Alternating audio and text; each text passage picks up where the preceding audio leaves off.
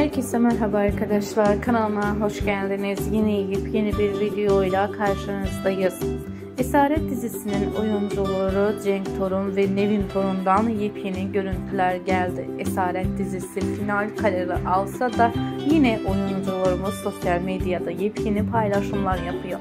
Biz de sizler bizi severek Esaret dizisinin oyuncularını izlediğiniz sürece sizlerle Esaret dizisinin oyuncularından yepyeni görüntüleri paylaşacağız. O yüzden de gözünüz kulağınız kanalımızda olsun.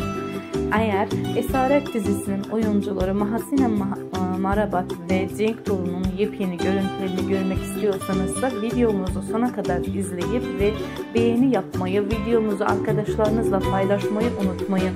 Bir sonraki videomuzda görüşürüz. Hoşça kalın, iyi seyirler, sağlıkla kalın, mutlu kalın.